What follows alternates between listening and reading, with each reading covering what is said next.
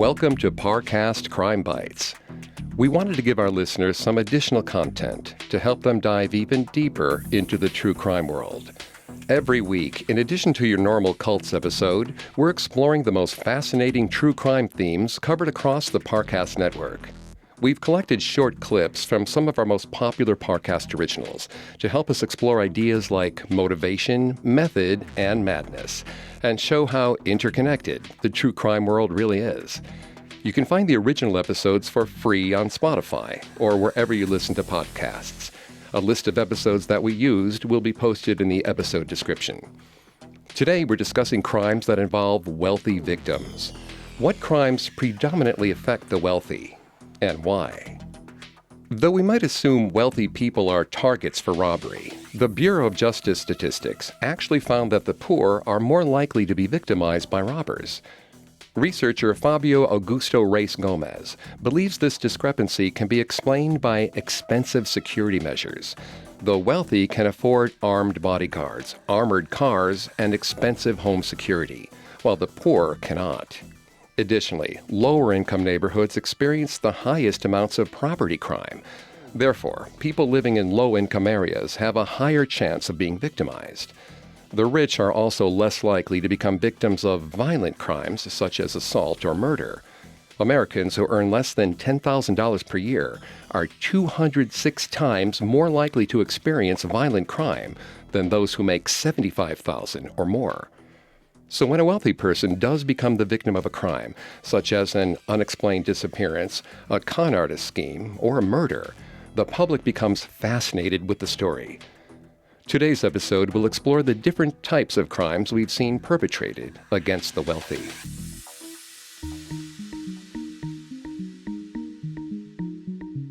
We'll start with a clip from an episode of Gone, covering a member of one of the wealthiest American families in history, the Rockefellers. Michael Rockefeller was the fifth child of former U.S. Vice President Nelson Rockefeller.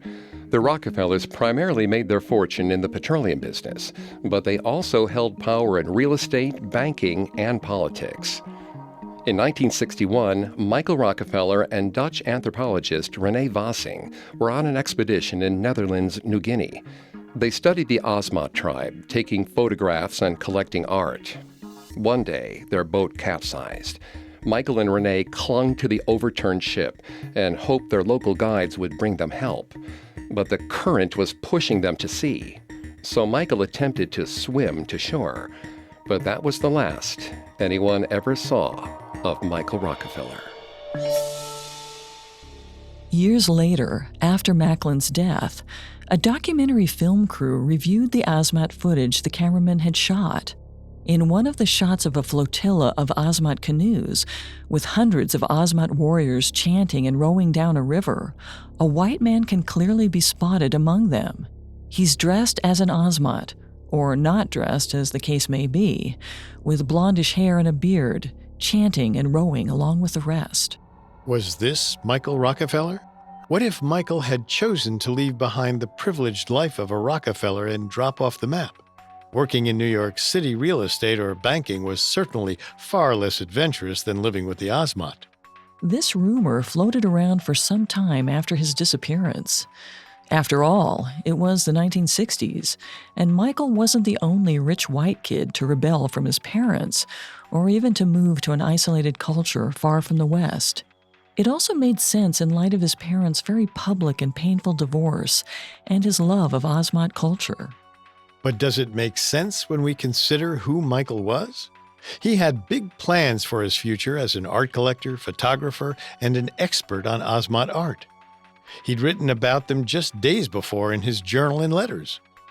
And as much as he loved Motte art, he wasn't particularly connected to the culture. He found the work beautiful and the craftsmen skilled, but he never learned the language and seemed to have little understanding of the deep spiritual and cultural meanings of each of the pieces he was purchasing. He never spent more than a couple days in any given town and didn't seem to have built any meaningful relationships with Mottes. All of which makes it seem unlikely that he would voluntarily cast off his future as a cultural luminary in favor of a life as a villager, either in Motte or elsewhere in the region. In fact, After his investigation, Milt Macklin didn't think Michael Rockefeller was still living in Melanesia either, voluntarily or not. No, after he tracked down and interviewed Father Von Pay, one of the Dutch missionaries who'd known Michael and Asmat, Macklin had a much different conclusion about what had happened to Michael. Because as far as Von Pay was concerned, there was no doubt whatsoever that Michael had died in November 1961. His Asmat sources had told him so. Which brings us to our final theory. A theory that first cropped up within months of Michael's disappearance, first among people in Asmat and then in international newspapers. A theory that would never go away, despite the Rockefeller family and the Dutch government insisting otherwise. A theory that suggests that Michael made it to shore, where he was captured and eaten by cannibals.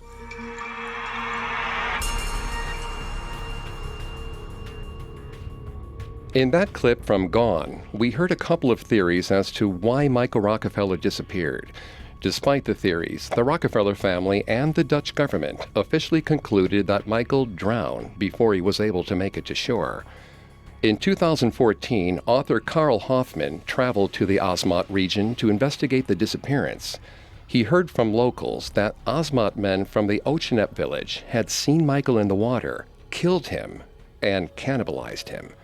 According to the conspiracy theory, this is where Michael's wealth and fame worked against him. The Dutch government did not want to be associated with a high-profile story of savagery and cannibalism, so they covered up the real story.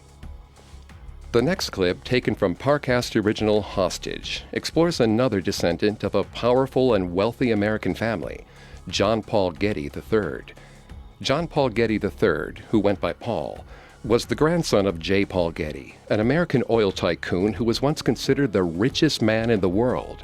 On July 10, 1973, 16-year-old Paul was partying in Rome when he was kidnapped and held for ransom by 'Ndrangheta, a mafia organization based in Calabria, Italy. For 3 months, the 'Ndrangheta demanded that Paul's wealthy family pay a $17 million ransom for Paul's safe return. But Paul's father and grandfather refused, as they feared other members of the family would be taken ransom if they paid.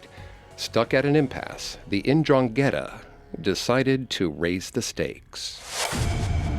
By the morning of October 21st, 1973, 16-year-old J. Paul Getty III had been held captive by the Calabrian 'Ndrangheta in the rugged mountains of southern Italy for more than 3 months. His father and grandfather had both publicly refused to pay the ransom. To make matters worse, almost the entirety of Italy, including the police, believed that the kidnapping had been staged by the teenager to get money from his family. The kidnappers had had enough. The men guarding Paul told him that his mother had insulted them by suggesting they weren't trustworthy. They would have to follow through on their threats to get the ransom. By that point, Paul had developed a certain amount of sympathy for some of his guards, and he understood their perspective.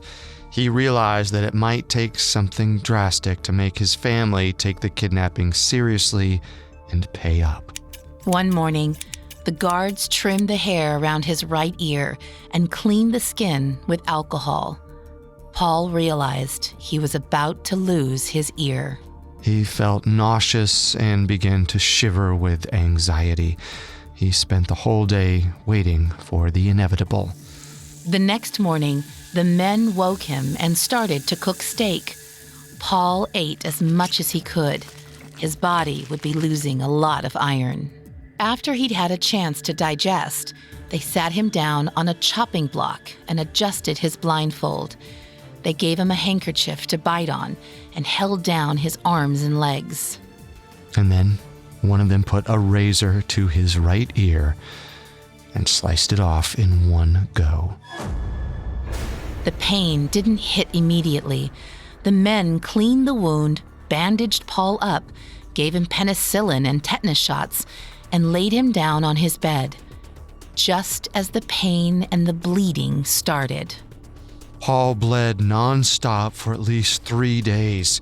He was hemorrhaging from the blood vessels around his missing ear and was too weak to move.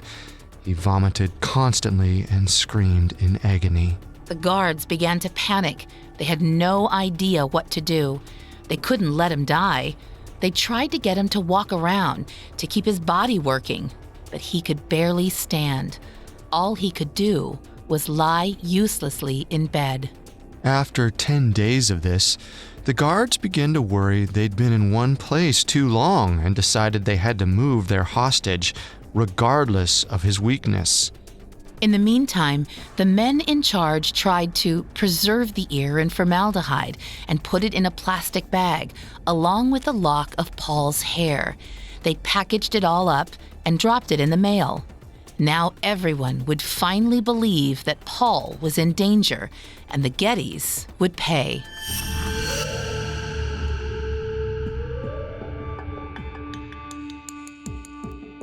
After the events in that clip from Hostage, Paul's grandfather agreed to pay $2.2 million in ransom. Shortly after the money was delivered, Paul was found alive at a gas station on December 15, 1973.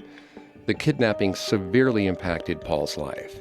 His kidnappers supplied him with large amounts of brandy to numb the pain from the removal of his ear. What began as pain relief soon turned into a drug and alcohol addiction. Paul's bad habits culminated in an overdose in 1981, which rendered him quadriplegic and partially blind. Yet the most shocking part of Paul's kidnapping was his grandfather's response. At the time of the kidnapping, J. Paul Getty Sr. made enough money per day to pay the initial ransom, but he refused. To him, the ransom was pennies, but he valued those pennies more than his own grandson. After all, he was notoriously cheap. He had even installed a coin-operated telephone in his home for guests to use. His miserly behavior only made the story that much more enticing for the public. While Paul Getty and Michael Rockefeller were both descendants of wealthy families, our next victim was a self-made millionaire who either suffered from an accidental fall or murder. Coming up, we discuss the mysterious death of Alfred Lowenstein. Now back to the story. So far, we've talked about crimes against men who come from generations of wealth. But our next clip from Unexplained Mysteries covers the still unsolved death of self-made millionaire Alfred Lowenstein. He gathered his fortune by investing in electric power and artificial silk. At the time of his death, Alfred was the third richest man in the world. On July 4, 1928, Alfred rode from Croydon to Brussels on his private aircraft, accompanied by the pilot, co-pilot, and 4 of his employees. At 4,000 feet in the air, Alfred stood up and announced he was headed to the restroom.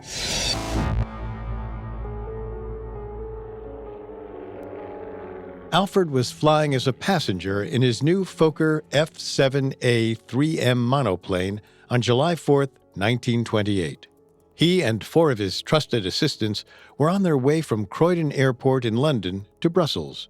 The trip began at 6 p.m. and was expected to last a few hours, but it never reached its destination. About an hour into the flight, the plane was cruising over the English Channel.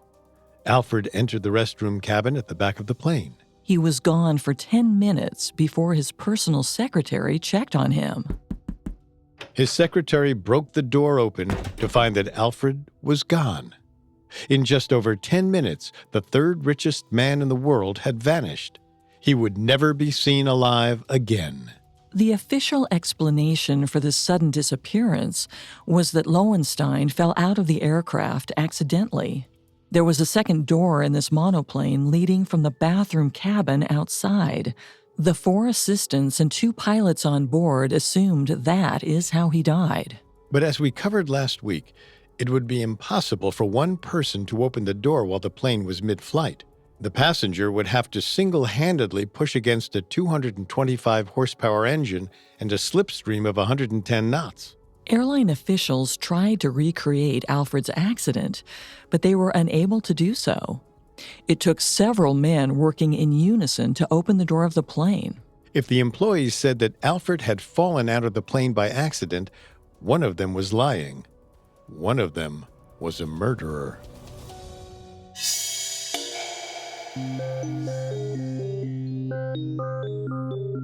That clip from Unexplained Mysteries offered speculation on how Alfred Lowenstein could have disappeared from the plane, but in truth, we still have no clear idea.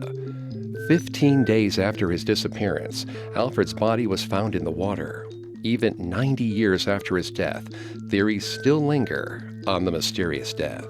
Some speculate Lowenstein's wife, Madeline, orchestrated the murder so she could inherit Alfred's fortune. Alfred and Madeline were notoriously cold toward one another, sleeping in separate beds and eating their meals in different rooms. It's possible Madeline wanted him out of the picture while still retaining his wealth. Alfred also had a long-standing business rivalry with another silk investor, Henry Dreyfus. Some speculate that Dreyfus bribed the employees on the plane to murder Alfred. Sadly, we may never know the truth. So far, we've primarily covered the wealthy victims of crime, but our next clip delves into the psyche of those criminals who specifically target the wealthy. Our final clip comes from an episode of Con Artists.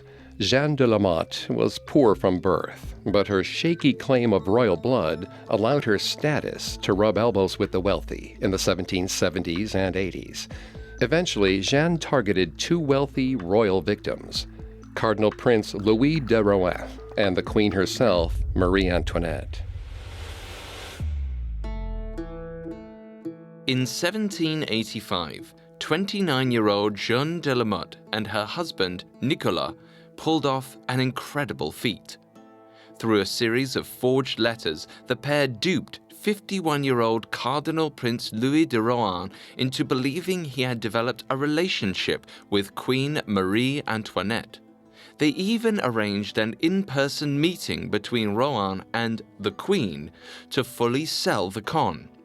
Jeanne and Nicolas hired a sex worker to pose as Marie Antoinette under the cover of darkness. Rohan met the impostor in a Versailles garden.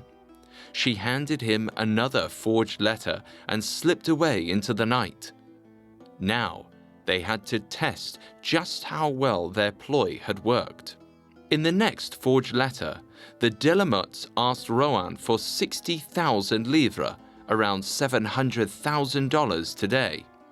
As before, they framed the request as being directly from the Queen, making up an excuse as to why she needed the money, when really it was to maintain their own luxurious lifestyle.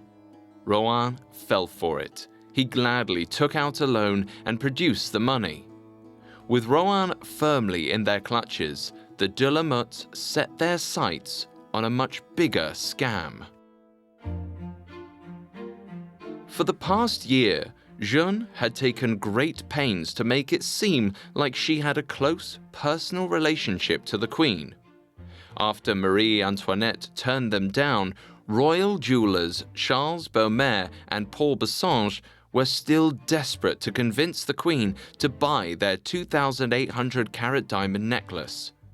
In December of 1784, they went to Jeanne for help. They had heard the rumors that she was a royal confidant. Could she put in a good word for them? Jeanne played coy. Perhaps she could. They begged and even offered her a finder's fee, but she said she couldn't possibly accept. That was small potatoes anyway. She had her eye on a much grander prize. On January 5th, 1785, Jeanne delivered another forged letter from the Queen to Rohan. The note was dramatic, swearing Rohan to absolute secrecy, impressing upon him the importance of what he was about to read. She confided to Rohan that she actually did want to purchase Beaumer and Bassange's extravagant necklace, but didn't want to negotiate with the jewelers in person. To avoid any criticism, the Queen's extravagance and debts were well known. She wanted to keep this purchase under wraps until she had fully paid it off. Therefore, would Rohan purchase the necklace on the Queen's behalf? he considered this request carefully. On the one hand, he was already deeply in debt. Rohan himself was a spendthrift and lived beyond his means. And from the Queen's letter, it seemed he was expected to front the money for the necklace for an indefinite period of time. But, on the other hand, he reasoned that Marie Antoinette would be very grateful if he did her this favor. Rohan desperately wanted a promotion to Prime Minister, and he could only achieve this with the Queen's approval. Gaining her favor through the purchase of the necklace could help him rise through the ranks. In his reply, Rohan agreed to purchase the necklace on the Queen's behalf. He met with the jewelers and worked out a deal. Through Rohan, the Queen would pay 4 installments of 400,000 livres every 6 months. Because they had no other offers and were desperate to sell, the jewelers were forced to accept this payment schedule. Rohan gave them the first installment and dutifully brought home the necklace for his Queen.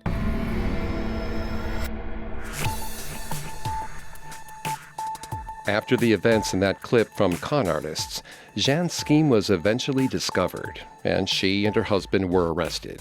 But the damage had been done. The Queen's reputation took a hit after the diamond necklace affair, and the growing resentment toward the monarchy was a catalyst for the French Revolution. As for Cardinal Prince Louis de Rohan, he was arrested for his part in the scheme, but was acquitted because he had unknowingly taken part in a con.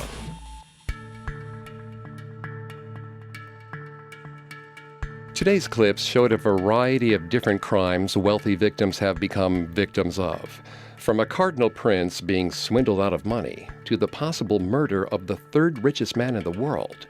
Each was targeted because of their wealth and public presence. While wealthy people are statistically less likely to be the victims of crime, sometimes their wealth only makes them a greater target.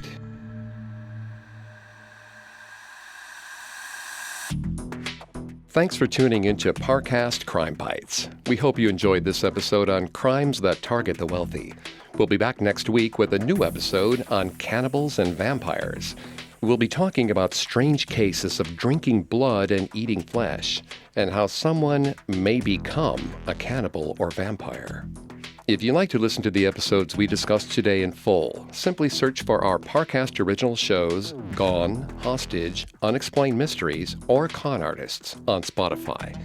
Not only does Spotify already have all your favorite music, but now Spotify is making it easy for you to enjoy all of your favorite Parcast originals for free from your phone, desktop, or smart speaker.